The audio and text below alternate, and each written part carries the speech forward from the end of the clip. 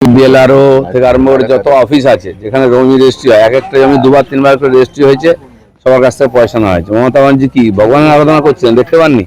টুলুমণ্ডল বা এই ধরনের লোকেরা আজকে নাও আসছে, সরকারি জমি লুট করে সরকারি জায়গায় বাড়ি বানিয়ে, হোটেল বানিয়ে, রিসর্ট বানিয়ে, বাংলো বানিয়ে এরা বসেছিল। কেউ দেখেনি কেন? মমতা ব্যানার্জিও বেনিফিশিয়ারি এর থেকে, তার পরিবার বেনিফিশিয়ারি। আব্দুল বারিএম থেকে আরম্ভ করে উনি মাথায় বসে আছেন কেন? আজকে আমরা গিয়ে মাঠে গিয়ে দেখতে পাচ্ছি কি হয়েছে না হয়েছে সমস্যা। উনি কোনোদিন খোঁজ নেননি। অন্য কোনো মন্ত্রীর সই করার অধিকার ছিল না, তার বাড়ি বসে থাকতো, কাটমানি পেয়ে যেত। তার পরিণাম এটা হয়েছে, পশ্চিমবাংলাটা বিক্রি হয়ে গেছে, দখল হয়ে গেছে আজকে। আব্দুল বারিক বিশ্বাস সম্পর্কে টুলু মণ্ডলের আত্মীয়ের বেহাই একসাথে, আমি তো বেয়াই বলছি না, চোরে চোরে মারছে তো ভাই। এ সমস্ত নেক্সেস যারা করছে, দেখুন একটাকে টানুন, সব ডোর বেরোবে, কোথাও কোথাও সম্পর্ক আছে, শেষ পর্যন্ত কালীঘাটে গিয়ে পৌঁছে যায়, সেখানে কেউ হাত দেয় না। তো এই জন্য এক জায়গায় হাত পড়েছে, এবার ধীরে ধীরে কান টানলে মাথা পর্যন্ত চলে আসবে, অপেক্ষা করুন। তার মানে একটা নেক্সাস, যেটা আপনারা বারবার বলেন বা বলতেন যখন বিরোধী দলে ছিলেন, অনুব্রত মণ্ডল বীরভূম, সেখানে একটা 500 কোটি টাকার স্ক্যাম আছে।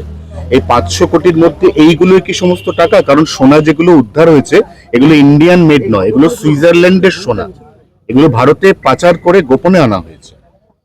দেখুন, আজ কেষ্টমণ্ডলকে ধরা পড়েছে বা খোলাখুলি করতো বলে সবাই জানতেন, আপনারাও জানতেন। ওইখানকার কোনো মিডিয়ায় কোনোদিন একটা তার বিরুদ্ধে লেখেনি। সেইখানকার মিডিয়ার লোকেরা এখানে সল্টলেকে নিউ টাউনে এসে ফ্ল্যাট কিনেছে, তারা সবার উপকার পেয়েছেন। তার বিরুদ্ধে একটা কোনোদিন লেখেনি কেউ, একটা এফআইআর কেউ করেনি। শুধু কেষ্টমণ্ডল নেই, আজকে ছোট ছোট বড় বড় কেষ্টমণ্ডল সমস্ত জেলাতে আছে, তৈরি করা হয়েছে। ওরা হোলসেলার, হ্যান্ডলার, ওখান থেকে টাকা পয়সা তুলে কালীঘাটে পাঠাতো। তো এখন সেই পুলিশরাও জানতো। এখন সরকার পাল্টেছে, তো শুরু হয়েছে ধরপাকড়, এক একটা ইনকোয়ারি হচ্ছে। একদিন সিবিআই পর্যন্ত পৌঁছতে পারেনি, সোর্স পায়নি, এবার এই পুলিশই সমস্ত খুঁড়ে বার করছে। মদন মিত্র বলেছেন, আমি কোনো দিকেই যাব না, আমি এবার শ্মশানের দিকে যাব। এগুলো তাৎপর্যপূর্ণ মনে হচ্ছে। এত সাহায্য বললে আগে শ্মশানের দরজা খুলবে? অনেক আছে ভোগান্তি এখনো। আপনারা যা করেছেন, আমি চ্যালেঞ্জ করছি মদন মিত্র। এখন একটা হোটেল দখল করেছে ওনার এক চেলা, তারা আমার কাছে এসছে, আমি সেখানেও পুলিশ কারবাই করাবো। উনি গিয়ে কোথায় মাল খান বলে সে হোটেলটা ছাড়ছে না, লিজ বাদ দিয়ে। এরকম বহু ঘটনা আছে। এখন তো আমরা কমপ্লেন করিনি, পুলিশ যেটুকু করছে। এই ধরনের ঘটনা হাজার হাজার আছে, এক একটা নেতার পিছনে ঘটনা আছে, আর সব বার করবো আমরা, কাউকে ছাড়া হবে না। এনসিপিআই খুব বিড়ম্বনায় পড়েছে। এনসিপিআই এখনো পর্যন্ত 20, এই সংখ্যাটা 2 আজকের মধ্যে কমে যেতে পারে, আগামীকাল সেই সংখ্যাটা কমে 17 হতে পারে। সমস্যা যেটা হবে, শুধু এনসিপিআই নয়, অভিষেক বন্দ্যোপাধ্যায় তাদের সঙ্গে কারা কারা আছেন এই মর্মে তো ওম বিড়লাকে চিঠি দিয়েছেন। এবার সেই চিঠিটা বারবার রিড্রাফট করতে হবে, অতএব বিষয়টা এখন একদম জগাখিচুড়ি পাকিয়ে গেছে। দেখুন, টিএমসি পার্টিটা প্রথম থেকেই জগাখিচুড়ি ছিল, এখনো তাই আছে। যে কটা ভোটে জিততো ওরা, গায়ের জোরে জিততো, পুলিশ দিয়ে মারপিট করে জিততো। ইলেকশন যদি সত্যি সত্যি হয়, সব জায়গায় ফল তার মতো রেজাল্ট হবে, 4th পজিশন, জামানত জব্দ হবে। কারণ যারা জিতে গেছেন তারা এখন বিড়ম্বনায় পড়েছেন যে আরো 2 বছর 3 বছর কাটাতে হবে। আর ওরা কিছু করুন বা না করুন কিছু যায় আসে না, কেন্দ্র সরকারের কিছু যায় আসে না, রাজ্য সরকারের কিছু যায় আসে না। আমরা মানুষের ম্যান্ডেট নিয়ে মানুষের কাজে লেগে পড়েছি। ঋতব্রতরা আরো বিপাকে।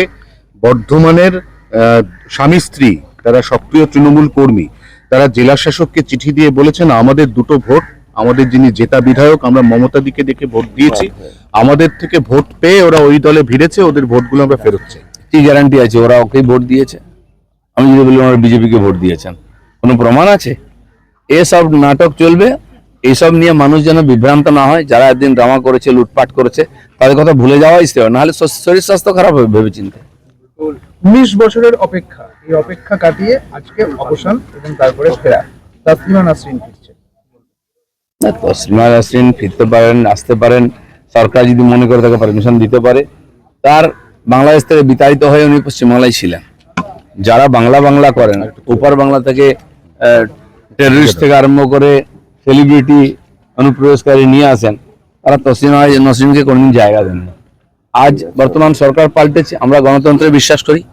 আইন অনুযায়ী যদি ওখান থেকে পলায়ন করে নেতারা এখানে থাকতে পারে এসে, তো উনি কেন আসতে পারবেন না? সরকার মনে করে পারমিশন দিক, আসুন, তার বক্তব্য লোকে শুনবে। উনি মনে করছেন যে বাংলায় পালা বদলের পরে নতুন সূর্যোদয় হয়েছে। রাস্তায়, কলকাতার রাস্তার মোড়ে মোড়ে ওনার ছবি, উনি খুব খুশি ব্যক্তিগতভাবে। আপনাদের সরকার ওনার ছবি কে লাগিয়েছে আমি জানি না। কেউ যদি ওনাকে, একজন বিখ্যাত ব্যক্তি, তাকে ডেকে কোনো প্রোগ্রাম করায়, সারা দুনিয়ার বিচ্ছিন্নতাবাদীরা, কাশ্মীরের টেররিস্টরা এসে বাংলায় প্রোগ্রাম করতে পারে, তো উনি কেন আসবেন না? উনি তো আনওয়ান্টেড নয় এখানে। উনিও বাঙালি, বাঙালি সাহিত্য রচনা করেছেন, তার মত আলাদা হতে পারে। ভারতবর্ষের মানুষের কৃষ্টি সংস্কৃতি আছে সব মতকে সম্মান দেওয়া। চার বাক্যে আমরা ঋষি বলেছি ভোগবাদীকে। তো উনি আসবেন, ওনার বক্তব্য কেউ শুনবে, কেউ যদি মানবে, কারো বাধ্যবাধকতা নাই, কিন্তু তাকে না আসতে কেউ মানা করতে পারে না। দাদা 3 তারিখে ব্রাজিলের সঙ্গে ভারত বনাম ব্রাজিলের এবারের বিশ্বকাপের অন্তত 4-5 জন তারকাও সেখানে খেলবেন। প্রথম কথা, আপনি একজন ক্রীড়াপ্রেমী মানুষ, আপনি দেখতে যাবেন কিনা, আর এই বিষয়টাকে আপনি ওভারঅল কি চোখে দেখছেন? দেখি, আমার কাছে তো নিমন্ত্রণ আসুক, দেখি খোঁজ খবর নিই। 3 তারিখ আছে, 3রা অক্টোবর, পুজোর আগে। ভালো একটা ভালো ফেস্টিভ্যাল হবে। মেসিকে নিয়ে এসে যে কালিমা লিপ্ত হয়েছে বাংলার ফুটবল, কমপক্ষে ব্রাজিলকে নিয়ে এসে এটা ধোয়ার একটা সুযোগ এসছে, পাপ ধোয়ার। বাঙালি ফুটবল প্রেমী, ফুটবলের প্রেম রয়ে গেছে, ফুটবল আর নাই পশ্চিমবাংলায়। আমি সেদিন খেলা দেখতে গেছিলাম, ডুরান্ড কাপ ডার্বি ম্যাচে মোহনবাগান ইস্টবেঙ্গল বসে খেলছিল, আমরা স্টেডিয়ামে দেখে এটাই প্রথম আলোচনা ছিল, এই দুটো বাঙালি ক্লাব খেলছে, কজন বাঙালি আছে প্লেয়ারের মধ্যে? 2-3 জনের বেশি নাম পাওয়া গেল না। আমি তো ইদানিং অত খোঁজ রাখি না। তো এই হচ্ছে বাঙালির ফুটবল, যেখানে বাঙালি নাই। আমি আশা করব ব্রাজিল আসুক, আর্জেন্টিনা আসুক, বাংলার ফুটবলের জন্য যেন কিছু হয়। খেলার কথা যখন উঠলোই, হুমায়ুন কবির মোহামেডান স্পোর্টিং ক্লাবের সভাপতি হওয়ার পর 1.5 কোটি টাকার চেক দিয়েছিলেন, ওই চেকটি বাউন্স হয়ে গেছে। মানে 3বার চেক দিয়েছে 50 লক্ষ টাকা করে, 3বারই 3টে 50 লক্ষ চেক বাউন্স হয়ে গেছে হুমায়ুন কবিরের দেওয়া চেক। যাই হোক, হুমায়ুন কবিরের ইতিহাস যারা জানেন তারা অবাক হবেন না এটা নিয়ে। আপনি কি আরেকটু কিছু বলতে চান এই চেক বাউন্স নিয়ে? না, আমি কিছু বলতে চাই, আমি কেন বলবো? পুলিশ বলবে, ব্যাংক বলবে, আর যারা পেয়েছে তারা বলবে। বাউন্স তো উনি নিজেই সবসময় বাউন্স হতে থাকেন, চেক তো সাধারণ ব্যাপার। চলুন।